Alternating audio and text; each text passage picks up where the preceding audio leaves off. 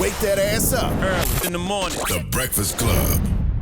Morning, everybody. It's DJ Envy, Angela Yee, Charlamagne the Guy. We are the Breakfast Club. We got a special guest in the building A whole today. legend. A legend out here in this game. That's right. Kevin Liles. What's good, guys? What's up, my brother? What do we owe this pleasure?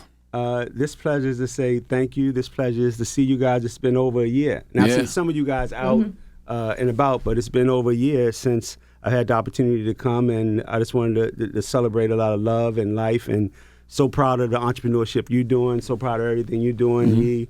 And I thought it'd be important. You know, we got named the #1 independent label of the year last year, and I said I thought it was important to come and talk to my crew and tell them thank you. You know what I mean? We got a lot to talk about today. Yeah, what does that even mean? 300 don't seem like an independent.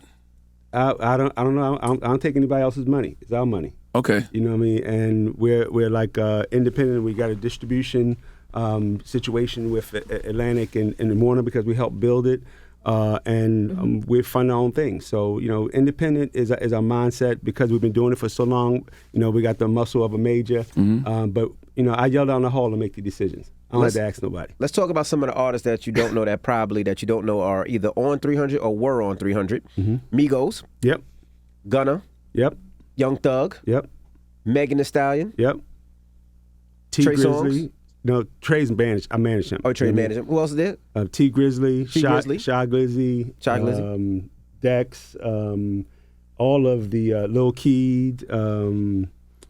Just signed a new kid. No Savage. I mean, probably now we're up to 100 artists. Wow. You know what I mean? So it's only been 8 years, you know, but the great thing about it, and this is why I love our culture, because when you treat people right and you do people right, you're able to stay in the business for a long time. And it didn't happen fast for none of us. All of us went through that time. And so for 8 years ago, for us to launch a label, and especially when everybody talking about be independent, do this and do that, and you can do this, and I think it's all misconceptions to that. You know, to have the support that we have at radio, at the DSPs, and to be able to even come up here, you know, guys, I'm 36 years in the game now. You know what I mean? Yeah, So wow, it's a wow. blessing, you know. Now, Kevin, I got to ask you for people, if you can explain, right, signing to an independent like 300, and then what's the difference between that and signing directly to a major, and explain the benefits of signing to 300 and not directly to a major?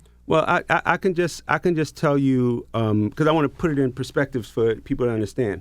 So the Breakfast Club could be at their house doing their own thing. But the Breakfast Club partnered with iHeart. iHeart helped fund, similar to Jeff Bezos getting out of his garage, partnering with people to have a bigger company. So what we do is, I don't want to just stay in the garage. I want to ideate with you, but I also want to be able to set up an infrastructure where you could be global.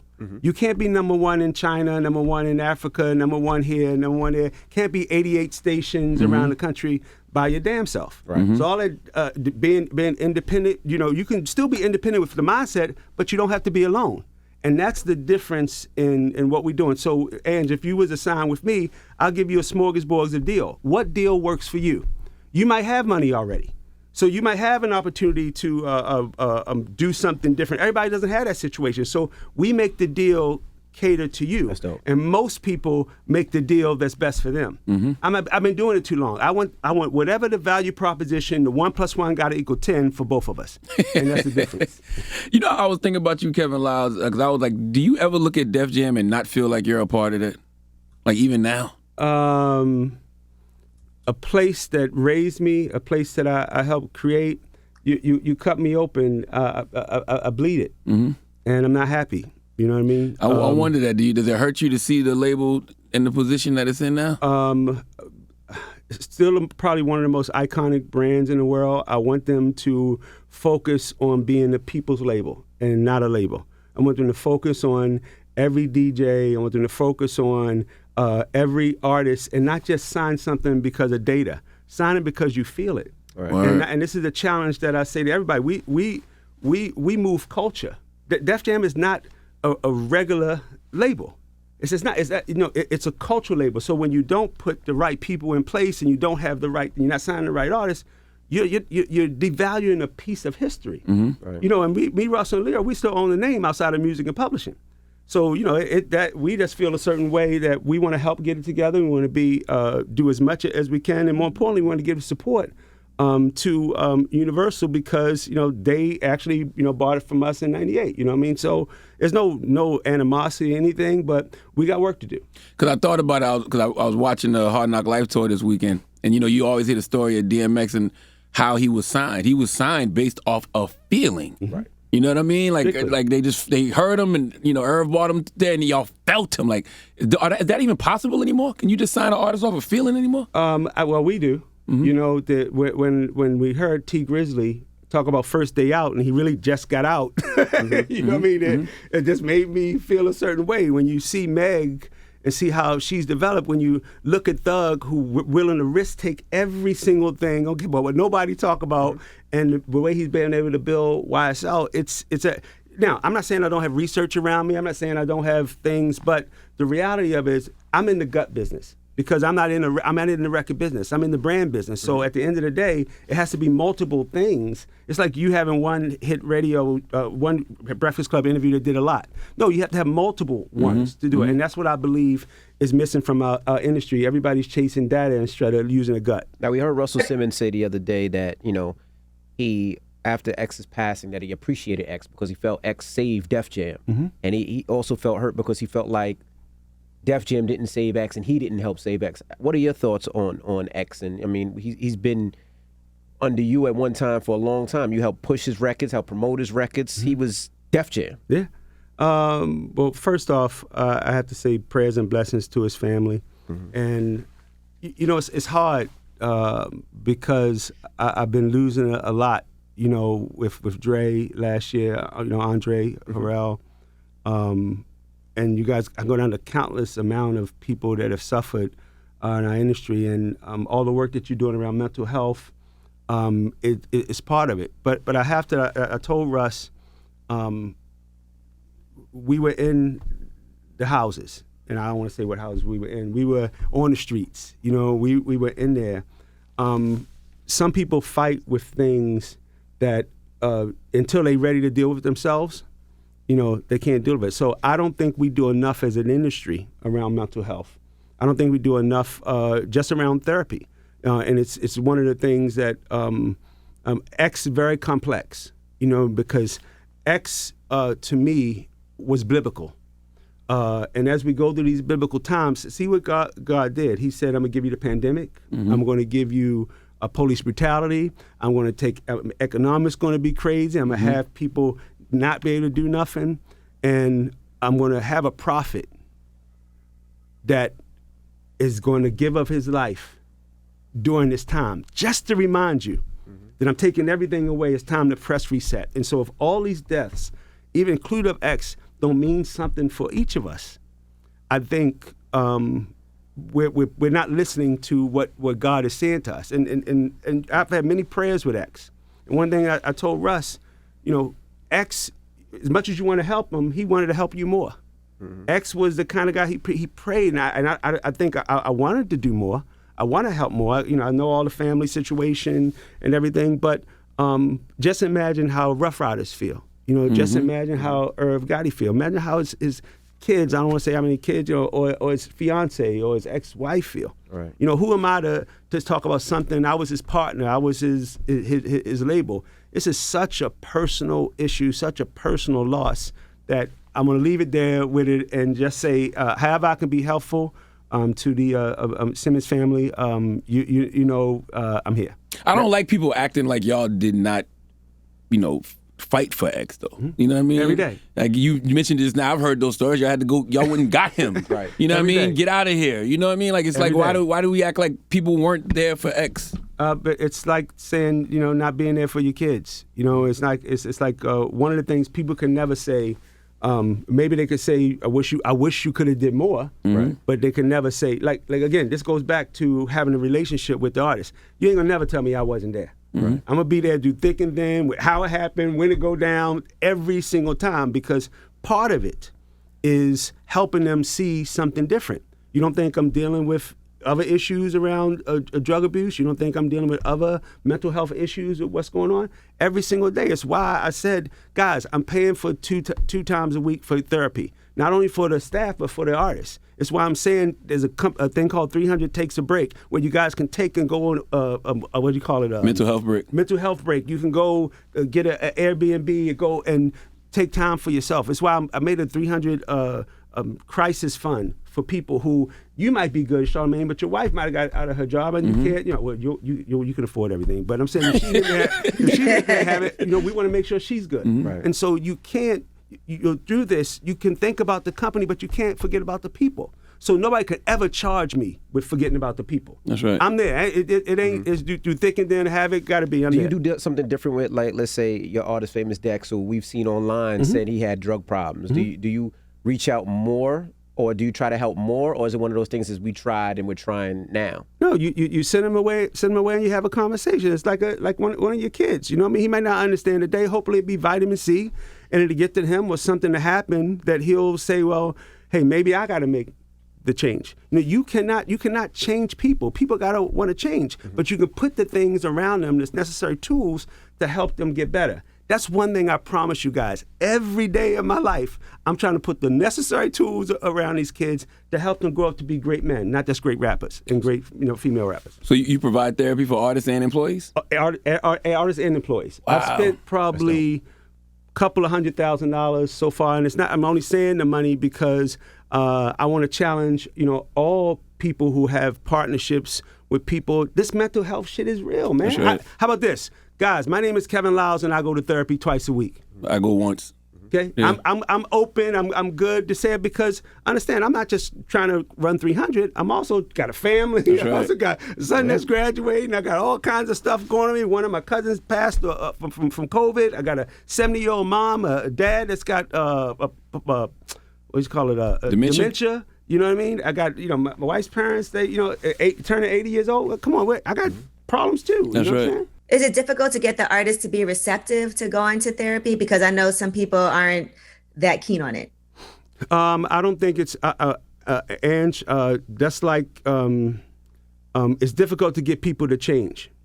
But when you don't know and you think you know, it just takes an extra journey. It takes a little bit of extra conversation. It's touching the people around them to help them. And it's being vulnerable enough myself to say, hey, I'll do it with you. How about this? We gotta go to that place. All right, cool. We're gonna. it's that vulnerability that hopefully will help them get there. And the job is never done. And the job is never done because the devil is always working around you. It's just never done when it comes to mental health and drugs. Can you tell us a DMX story that the people might not know? I tell a bunch of them, but something that we might not know, a side of X that we haven't seen, or something about X because you've been around him for so long in his career. I remember, and I haven't talked to you guys in a little bit, but I remember I got a call, and we were supposed to go to London to do the award show there.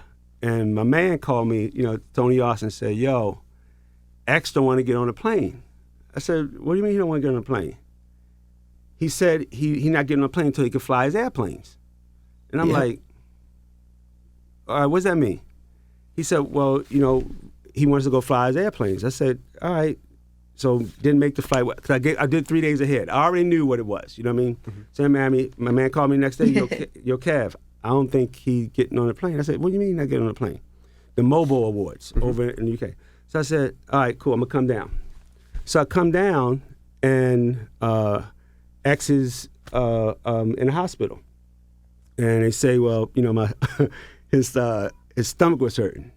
And so I'm saying, cool, whatever, cool. But I know we only got 2 days to get to London. Right. So I say, you know what? Let me go talk to X. Before I went to talk to X, I talked to the doctor. I said, I'm going to take him out of here. I know what's wrong. We're going to be all right. Cool. So X comes fighting, whatever. He said, now we got to go fly planes again. So we get the little remote control planes, I've been there with him. go. And I say, yo, X, you can't go home. We're in Miami, so we're out to 4 o'clock in the morning, but let's go stay at the airport, the Miami Airport International. Now, you guys know what that is. You know what I mean? Y'all know I'm not going to be there, you know what I mean? But got to go stay there. So X, I'm in his room, I leave him in his room, got him everything he need, whatever, a couple of people there, and I go downstairs. And instead of going to bed, I sit at the elevator. Because I know. I know. He comes downstairs. Oh, you got me. You got me. I said, yeah. I said, and you know what? Here's the wheelchair. I'm gonna put you in the wheelchair. They're gonna push you through the airport. And so we get to the plane, and he says, and I'm sorry I'm taking a long time, but it's bringing back memories. He gets to the plane, and we sitting in first class, whatever, and we taking off, and then his stomach hurting again. Mm-hmm. So he starts rolling around on the floor in first class, going to. So he said, "Yo, the plane got to turn around." So I'm talking. I said, "X, just tell me what." He said, "I'm making everybody laugh," and I said, "No, this is serious because they're gonna turn the plane around." You know what I mean? So, long story short, got somebody to sit with him. We landed, and he says to me, "Kev," I said, "Here's my driver, Ben, whatever." He said, "Ben can't drive me. I got to drive myself." In London. Lord have mercy. So, on the wrong side of the road. On the wrong side. So, it's on the other thing. So I can't say what happened after this, but he wanted to fly planes again. Went to a place to fly planes. You're not supposed to fly planes. Woo, woo, woo, and the rest is history. But that was one of the DMX special moments that I had. That his love for what he did, his love for his people, and I honestly have to say, his love for being X. Mm-hmm. X had a lot. He Denzel Washington the life of DMX. Mm-hmm. It's not even a question. He had such an affinity for BNX. Now I heard that story. I heard when he got to London, he drove to the airplane shop, the hobby shop, and they said he met a friend there, a little kid there with his mom. Yeah. And his mom and the little kid went and flew planes. Yeah, the planes and didn't make it to rehearsals or nothing. Yeah. Listen, I don't want to finish the whole story, but we did do the show. They said he did the show, but no rehearsals or nothing. It worked out. I was a stand-in. I love your longevity, Kev, and I wonder, when you think about the '90s and now, what are the differences? What are the similarities, and how have you maintained? One of the things that I treat people like I want to be treated. There's right and wrong. There's good and bad. I use those principles, whatever book you read, the whole thing, and I tell everybody straight. I don't know everything. When I turned 50, I said, I want to lead, I want to listen, I want to learn, and I want to love. I'm good with that. I'm good with it. So I'm not trying to take your position. You guys, I took a position a long time ago, is I don't want to be that guy. I'm okay with being in the room. I'm okay with not driving sometimes. I'm okay with being in the passenger. I'm okay with getting the gas. I'm okay being of service. Mm-hmm. And so you ask me, longevity comes when you play your position.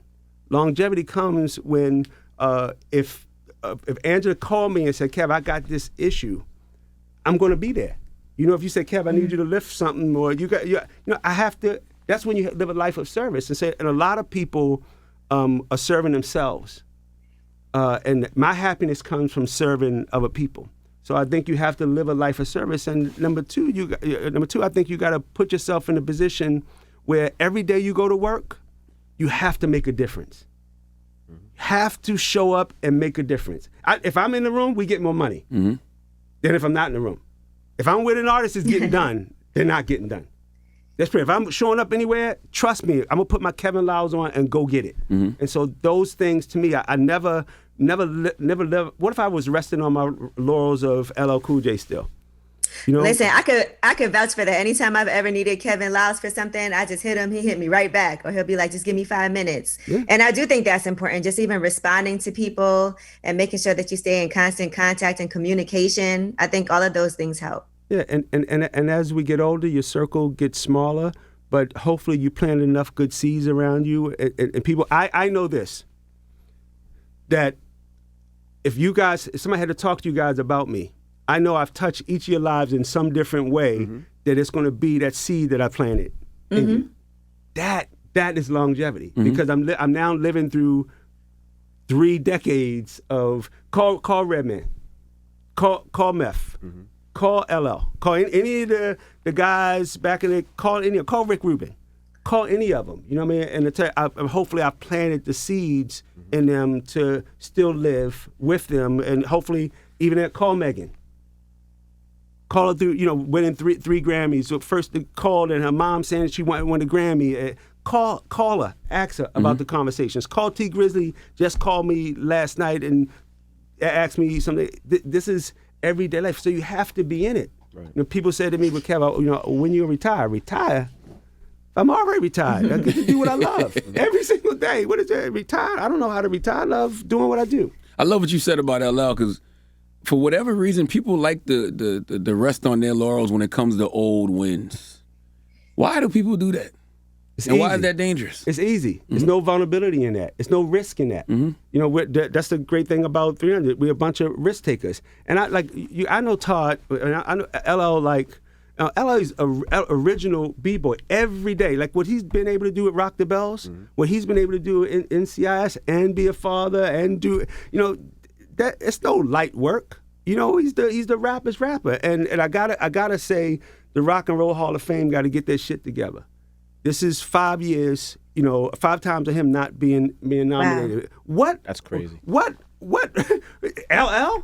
We need a hip hop Hall of Fame. Hip hop has surpassed rock and roll. It's way big of a genre to me. Like, why do I care if LL's in the Rock and Roll Hall of Fame? It shouldn't even be called the Rock and Roll Hall of Fame anymore. It should just be music, if anything. We should look at it like like I look at every award show. That's nice, but it ain't necessary. Word. And we're building the hip hop museum in the Bronx. And hopefully you guys will come out for the ribbon cutting or the groundbreaking, whatever it is. So we're working. We're still young though, guys. We're still only 40 years, whatever it is, in existence. And we're talking about other things that have been 100 years, in existence. So we're learning. We're being capitalized. People are investing in us. #1 music in the world right now. And there's a lot of big things on the horizon that, another time I come up, I'll holler at you guys about it. Kevin, you know what I want to ask you? This conversation about owning masters, right? Because you hear all these people talking about, whatever you do, make sure you own your masters. But then I've heard people say, well, it's only worth it when it's worth something. So I want to know what your thoughts are when it comes to that. I think if you believe in yourself, work hard on owning what you do. If you believe that you need more help, do like any big business for scalability, whether it's Microsoft, Facebook, Amazon, they get partners that invest in them and they have to take less equity. And I think that, work on what you need. I don't believe in reversions for reversions. I don't believe owning your masters for owning your masters because you can own it and not have a plan for it. And then somebody take it away from you. So I believe there's not one particular way. I know that the value of my time and money is worth something. So you have your lawyer figure what that is out, and I'll have it figure out what your value is of what you're bringing me. And that's what's missing from it's not a lot of conversations. So understand, the lawyer wants the biggest check.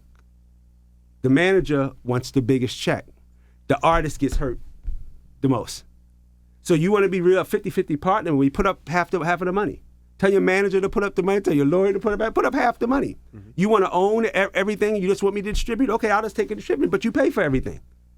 But people don't want to have the real conversations around what it really takes to actually be a scalable artist around the world. People don't look at the amount of money, Megan Thee Stallion. What was the investment for her to be where she is right now? Think about Beyonce, Taylor Swift. Think about Bruno Mars. Think about Ed Sheeran. Think about any global artist. Think about the amount of investment and time and people that has to be worth something. Yeah. If it's not, just stay on the corner and do that thing with bus, whatever they say people do with that bus, whatever it's called. That's what Puff said in regard to Mace. He was like, "Yo, we invested so much money into his project." And then he left, so he still owed us. I can't just give that back. Yeah, listen. I think, guys, we have to be business people. That's right. And if you're gonna take, you got to be willing to give. And if you're gonna be give, you have to make sure what you're taking from somebody else is good for you. And that's just period. Hopefully, Angela, I answered your question. I don't think there's one way. I believe 300 is a great value proposition for any artist that understands it's not just me giving. They have to give also. And just because they got a hot record, that don't mean they're going to become a hot artist. Just because they have a hot moment and they had a hot TikTok thing, what about the millions and millions of dollars to take that TikTok and make it rock? It's going to take something to get that done. And so, to me, that's what the value proposition to be right. Damn, is payola in TikTok too?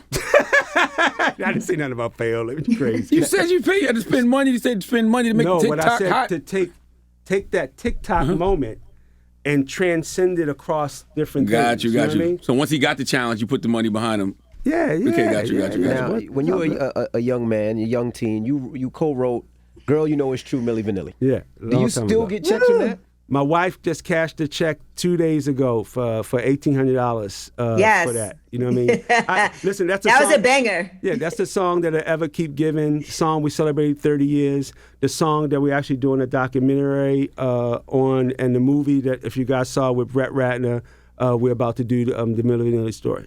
Wow. Sex, drugs, and rock and roll. That is such an interesting story too, because I feel like none of us know the full what happened. Nah, you don't know it. But listen, And it was tragic too at the end of it. Yeah, listen, another person that couldn't deal mental health issues, couldn't deal, and again, God just keeps putting it in my life in a way where I have to make it a priority. And back then, when that happened to him, I didn't know why he would do it. And to be honest with you guys, it's because of all the work that you're doing and all the work that Shanti's doing and the therapist that I'm actually not even saying anything to anybody unless I talk about mental health. I have to talk about it because a lot of African Americans are afraid to be vulnerable.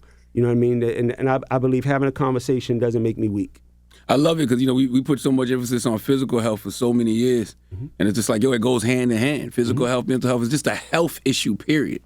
It's health and wellness, man. You guys knew Big Kev when he was 320 pounds. 176 pound Kev. I eat right. I do 20,000 steps a day. Y'all know I'm on that golf course swinging that thing. So to me, about 145 now. I'm Look not like 145. I'm 176.2. right now. Right you now. look lean, man. Right now, 170. I'm trying to. What do you call it? Firm, whatever you call it. Get my work out a little Bulk bit. up a little bit. Bulk up. Now you talked about the TikTok stuff. How do you spot a star now in 2021? How do you know when somebody got it?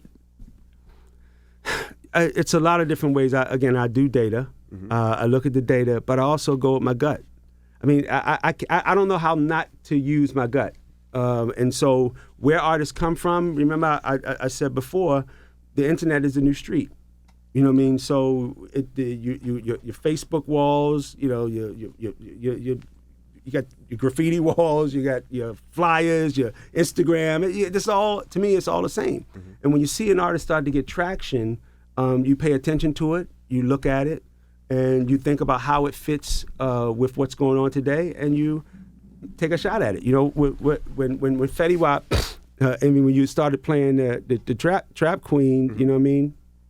I felt something about it. I felt something about the I situation. I felt like he was saying something that needed to be said. You know what I mean? Pushing, the Migos around the Culture One. I felt it was a pivotal moment, for them. And I much love and respect. And even with me constantly reminding T Grizzly, you're talking to an audience that need to be talked to in a certain way. We don't chase. We do what we do. And people find their way to that kind of messenger. You know what I mean? And Meg making sure she caters to her fans constantly. But I think your label has the best relationship with DJs.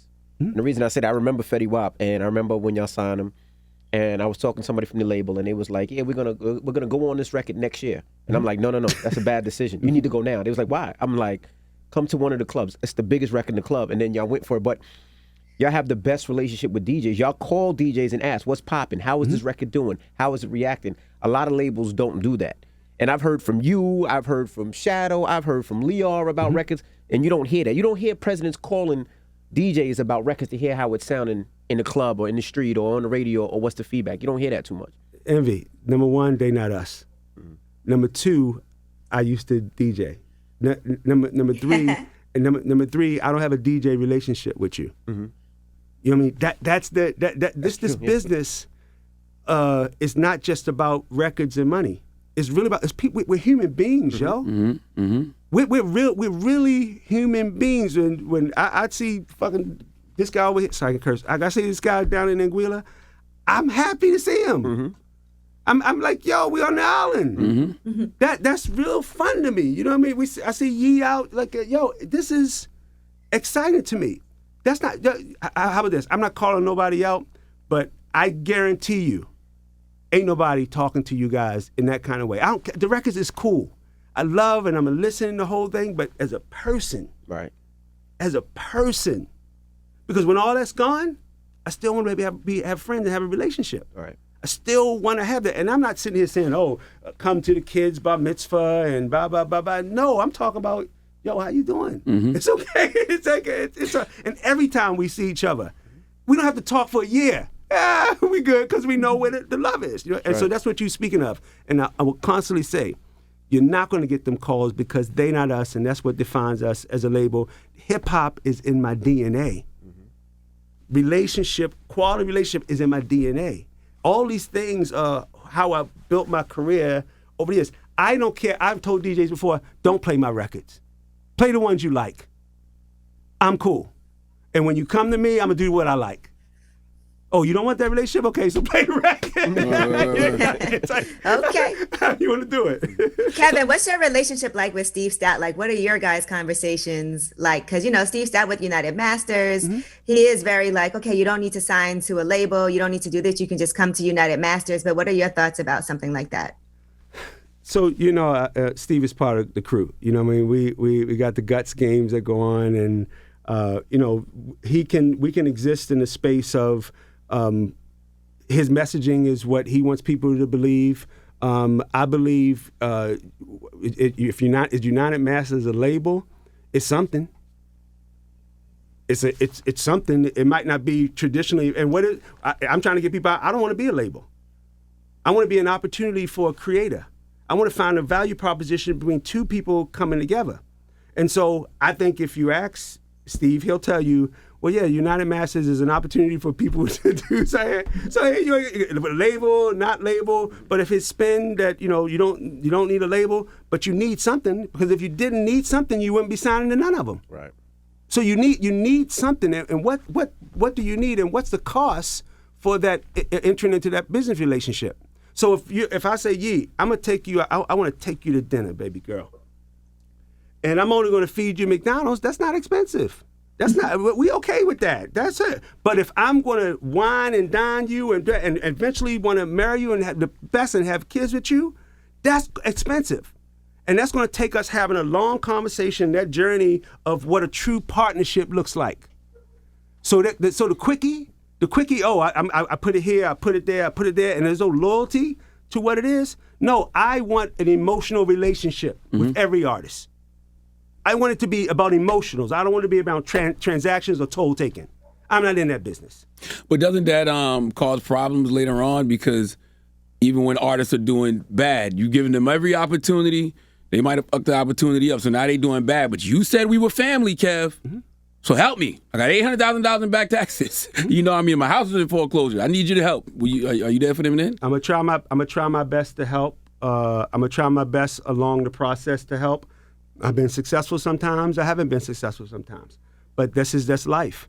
I'm successful with some of my family members, and I'm not successful with some of my family members. So the answer with me, I'm there for any conversation. A true partner is there for any conversation, even if the conversation is no for smile. Still okay, you know what I mean? Or it's yes with a firm. Yo, you put me in a certain situation. Blah blah blah blah. This. I don't mind having any conversation. I'm not afraid of that smoke, yo. I'm not, because I know when I put the numbers in front of you, I know what I gave you. Whether you paid or not. Now, I can't say I'm only going to give this part and put taxes. I can't put that in there, but that's why you hire your business manager and you're paying him 5%. So you've been paying him 5% over the course of X amount of years of $20 million. You paid him, and he's not making sure you're right?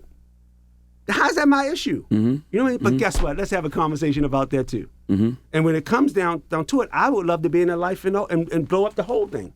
Where we build business partners, have a board of directors, have people come and have conversation around what the investment looks like. That's what 300 is.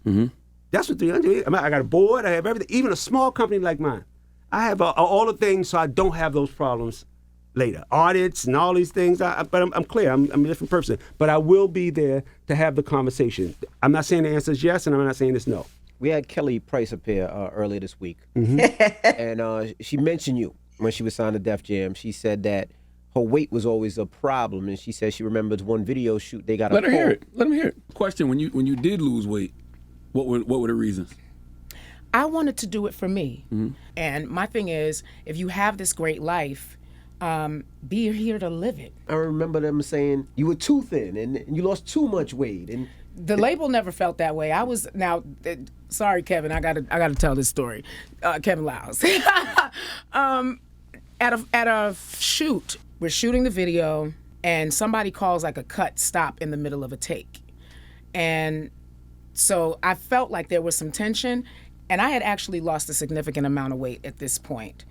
The question was asked to my stylist, is there a way you could put like maybe 2 more foundation garments on her to make her look like another size or 2 smaller than what she is? Those are waist trainers. Yeah. Okay. Yeah, the original ones, like corsets. Corsets. Yeah, Yeah. Harriet, what's her name? Harriet Oldman, whatever her name is, from Little House on the Prairie. Like, she was the original, whatever.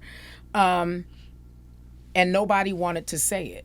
So my stylist came over and he said, they want me to put more undergarments on you. I said, more? He said, yeah, they said they want you to look about 2 sizes smaller on the camera. Now, at this point, I'm like 100 pounds down. There's that how much is too much or how much is going to be enough thing. And so that messed with my head. And you spoke about being relatable. That is relatable to so many women. And that's the other thing. Yeah, so big shout out to Kelly Price. Here's a woman that her marriage, I walked her down the aisle as her father. Wow. So her and I can have any conversation you want to have. I believe that her voice exceeded whatever weight situation, but I do believe that there were times that she wanted to be better, be healthier, and any of my weight conversations is always around health and people living. I've lost too many people from being obese and overweight and diabetes and things like that. And, me and her are in love to this day. We've done a lot of great things together. So that was funny, though. And you took control of your life like that, too. But you know what also? Back then, that was business. Could you have that conversation to say, look, just business-wise? Yeah, but I think it's all about what the artists want, because it's not the only artist that has been in that, Jazz from Drew Hill. You know what I mean? It's not the only artist that's been in that particular thing. And I believe if we can get the best out of you where you are, then I'm cool. But I don't think we get the best out of people when they obese in a way that's going to hurt their health. And that's why I can have that. Again, I walked her down the aisle, to get married. So you can't think I can have a real conversation? But of course, I'm have the realest of conversations. You know what I mean? But I think that she had a very special voice. But I think it's also my part to say, if you want this out of our business, here's some things that will help you get there faster. But even if you do those things, you're not healthy, it's not going to work. So you had to tell Jazz from Drew Hill to lose some weight too? Yeah, of course. Had him doing everything. That's that. It's not a man or female thing. It's a health thing to me. You know what I mean? I'm just saying, like, guys, I know what it is to almost die. I know what it is to have a blood clot in your right leg, digestive problems, diabetes. I know what it is. So why, what, keep that information to myself? No, I got to have the real conversations. And it's about whatever life you want to have, cool, at the end of the day. You know what I mean? But we're business partners. The short story, when I was big, Lear said to me, Kevin, there's $500 million. There's me. I'm on the Stairmaster 45 minutes a day. I'm 185 pounds, right? And there's you 320 pounds. An investor wants to invest. Who is he going to invest in? So I got it. I knew what it was at that particular time. So I just made sure I changed my life. And I would challenge anyone, have the real conversations around health and wellness. Not about being, fat. Like, is that those are? I don't believe in those conversations. I believe in conversation around health and wellness. Because my problem wasn't I wanted to be fat. My metabolism was shot. I would sit down and eat 20 McNuggets, fish fillet, double quarter pounder with cheese, apple pie, and hot fudge sundae with nuts, all in the same meal. Goodness that gracious. was my problem. My problem was consumption, eating till I'm full, not eating to live. You know what I mean? So people fight with that. That's a mental thing that people fight with. You know what I mean? So to me, I think it's my job to have real conversations. I wonder how much hip hop has contributed to that negative lifestyle of so many of us. The problem is, Charlamagne, I don't think it's hip hop. I think we always been eating leftovers. I think it started with Hamas and chitlins, back in the day. So we always been eating leftovers. And then somebody said, well, how do I make a leftover more appealing? And how do I make it look? And how do I make it commercial? And how do I scale? And how do I make it enough that I could feed? And so those things happen over the course of time. And but I'm talking about drugs, the alcohol, the lack of sleep, the hustler's mentality. Okay, sleep so when you're outside dead. of food. So yeah, I don't think it's. Here's the opportunity. I know I could go to school and spend 4 years, 5 years, cost me $200,000, $300,000, or I can go out and try to do that, but work my ass off every day. We have never gotten anything by not doing extra. Mm-hmm. We have never, less sleep, less, and again, I'm just starting to say, I'm gonna work harder, but I'm gonna play hard too. Mm-hmm. You literally might catch me on a golf course. You literally might call me and say, okay, what you doing? I'm gonna hold them a 9 because I'm gonna play hard right now. But if I was 22, if I was 21, if I was just coming up, no, it's 40,000 songs a day going up. It's everybody has the opportunity to be in the business right now because you can start your own thing tomorrow. Oh no, put the mask, the black gloves on and the mask on, yo. Mm-hmm. I'm gonna go get it. Mm-hmm. That's the different thing. And so now I have people around me that have that mentality. I'm just telling them the mistakes that I made in the past and hoping that they can live like at 300. They'll tell you. I say to everybody, quality of life is as important as your job to me. Your quality of life, because I want you guys to live as long as me and be around as long as me. Quality of life is good. I wonder, you're able to spot a star, mm-hmm. but what about that next big executive? Because you were an executive that the executives that came before you spotted. So who's that? Because I loved when y'all had Jim Jones in the building. Mm-hmm. I think up at Warner. Mm-hmm. So how do you spot the next great executive? I think it's my job to. I'm a talent finder, executives, managers, the whole nine. And what I've been able to do, Charlamagne, is we started with like 8 people, now we're up to 65 people. I have an executive team of probably 14 different departments, and some of them, whether it's Rob Stevenson, who's over there now, Lisa Brunson, mm-hmm. Salim, Raina, Matt, Mark Robinson. I can go down a list of the people. Those are my choices. I might not be able to touch everybody. Those are my choices. Shadow, we all know Shadow and D, mm-hmm. Amy. Those are my choices in the first layer. And I challenge them to find their replacements. And because always succession planning. If I left tomorrow, I know who the president would be. If they left tomorrow, I know who the president would be. Wow. I know. My line is, I don't want to run the company. I want the company to run. Mm. I want the company to run, and you can't run without iron talent for what they're good for. I remember when in 2016 when Leah went over to YouTube, I had a real conversation. I said that executive team was built for that period of time getting there. I now got to change everything because I have to put what works around me, and so I got rid of 3 department heads.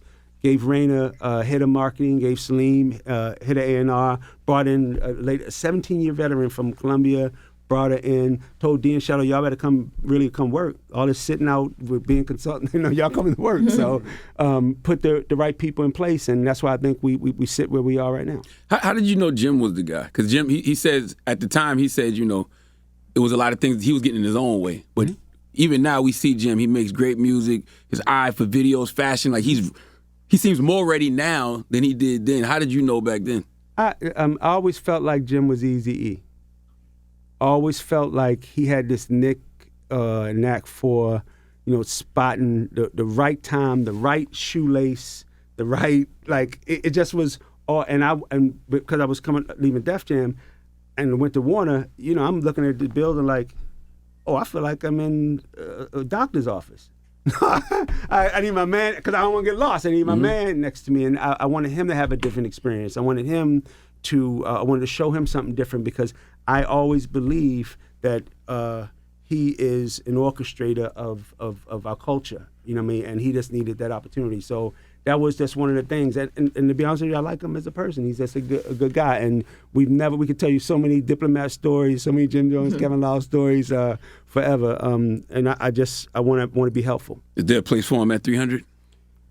Is there a place for me that I can't say? I don't know. We got to catch up and figure out, if it's something for us to do. You know what I mean? Jim was saying, I spoke to him the other day. He was saying he's getting so many calls from labels, but he's weighing his options right now.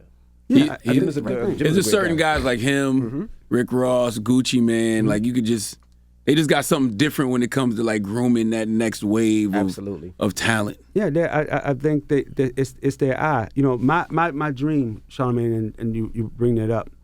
My dream is why we not all together. Why are we not the next big music group? I don't have an ego. I don't have any. Can't hire everybody. But if you want to build a big company right now, why can't we all be together? I pose that question to everybody. Why can't we all be together? What would that look like? Be the fourth music group. And I'm talking about all of them. To every independent person, if you're an artist, if you're a label, if you a production company, why can't we find a way to do something at scale? And I said this to I'm not interested in build. I already sold a company with Russell and Lear for $100-something million. I'm not interested. I'm going for the Billy. Period. And you can't go for the Billy without being willing to give, scale, have conversations. I'm saying it to you because I said it to everybody. Why can't we all be together? If somebody can answer me that, because I can tell you, I don't need to be the man. I just want to play my position, whatever it is, however y'all want to rock out, But we need to have a real conversation around it. Sounds like you have something in the works. That smile. That smile again. That smile again. You're a terrible poker player, Kev. All I can tell you is this. Every 5 years, I have to do something and for people to say, like, look at what this guy did again. So it's coming up on the 5th year. So we're actually in 2 years because I did it 5 years ago. So I love seeing your son run around with you. You had him carrying boxes and stuff. How you grew? What you growing with him? Paying dues. Paying dues. Well, listen, he just graduated from College Park. Shout out to him, and he's coming to work. I told him that I'm gonna treat you like the rest of them. You're not reporting to me. You have nothing. Nope. Go get it in. That's your job. You got to go get in and you got to go figure out what you do. And so he's up, he's moving, he's running around with Shadow and our A&R department, and it makes me proud. I know you got a lot of pressure on him because his name's Kevin Liles too. But at the end of the day, you can't choose a beast and not be a beast. That's right. So right. At the end of the day, wake up, young boy. Are there any permanent changes that you guys plan to make at 300 after the pandemic? We know people have had to do a lot of pivoting and switching things around. Is there anything that you feel like now we're going to keep this in place? Well, I think two things. I don't know what the effects of post-pandemic issues that mentally people are going to have. I don't know. I do believe in COVID complacency, where people, because they're at home, don't have to get dressed. There's certain things that they do. But it's always going to be safety first. We were the first office to close without, the government saying anything about it in March 9th. And we'll probably be the last office to go back in. I don't plan on going back in until after Labor Day. And until then, I'm in the midst of changing structures, getting a new floor, a second floor, making things safe for people to come back. And I am encouraging, though, Angela, if you can go out to dinner with your friends and you can go hang out, that there are some communal times for people to get together and that they are safe. That they get tested. I can't force somebody to get the vaccine, but I can encourage people. I took both doses of Moderna, already. And so the big change in me, I realized we had our biggest year in the history of our company during COVID. Wow. So what do you think I'm expecting this year as we come out of COVID? I said, guys, doing 10% increase, 20%, no. If we have our biggest year during COVID, now was changing how we deal with artists. How we zoom in with artists, what effect of breaking new artists. You got to think people not being able to touch the fans. It's all digital right now. So we doubled down. Our YouTube page grew 500%. Our channel grew 500%. Most of our young artist pages have grown over 3,000%. So we're doubling down digitally. But it ain't nothing like that touch and feel, homeboy. It ain't nothing like going that. That's right. No, That's what me and for real. Charlamagne is, that energy. It's like it's the energy, and that's so you say, Ange, not just for the staff, that energy that drives us, but it also I want to get back to the artist. So when I go down and we're shooting the YSL compilation, which comes out Friday, by the way, the 16th. When we're shooting that, I was Thug, Gunna, Key, like everybody was there, and I felt so great because you had the raw energy of the new kid, and you had and I'm like, yo, all I need is a show right now, just to have the moment in time. So I think we have to get back and find that means of people being communal, people feeding off each other's energy, and I can't teach. Like teaching virtually is different from teaching in person. Mm-hmm. You know what I mean? So I want to get back to it. So I do plan on being back in office. I do plan on making it safe, but it won't happen until after September. I guess this is my final question. I feel like, do you still love it? Because you came up in a golden era that will never, ever be duplicated. It's got to be hard not to compare then to now or now to then. So do you still love it? Love is not even a word. It's who I am. I literally wouldn't know what to do. I always joke with people, like football players and basketball players and people who play sports that come out of it because they can't do it no more physically. That gotta be hard. My ears gonna work, guys. Mm-hmm. As long as my mouth work, I ain't going nowhere. Mm-hmm. You know what I mean? I'm gonna be around because I love to hear a new song, to see a new artist, to see Meg thank. She didn't thank an individual person at 300. She thanked 300. To feel that, for her to win 3 Grammys, for this year, 52% of the Grammys were won by independent companies. We had 3 of them. Should have had 4. What do I still love it? Mm-hmm. I love every single bit of it. I love coming, talking my shit. I love just being around people. I don't know what else I would do. So yeah, and the reason why I don't go back, because what am I looking back for? Right. What am I? How about this, Charlamagne? Go back to doing what you were doing. No. Nah, I'm cool on that. Hey, how about that? No, I'm cool on that. we ain't doing that. Angela, how about that? No. So how about this? That's already been recorded, yo. Right. Mm-hmm. People, you gonna question me in hip hop? No, you can't question. But guess what? I ain't done. Mm-hmm. I ain't done. And by the way, there's no label, full service label like us. We ain't them. Never gonna be done. How about this? Do this, build this bigger, do it again. I'm never gonna be done. Can never be done. All right. Well, it's Kevin Liles, ladies and gentlemen. That's right. And we appreciate you for joining us, brother. God bless you guys. Yes, can't wait for that next announcement. It's coming, and just one of those too. Woo, it's one of those. It's the Breakfast Club. Good morning.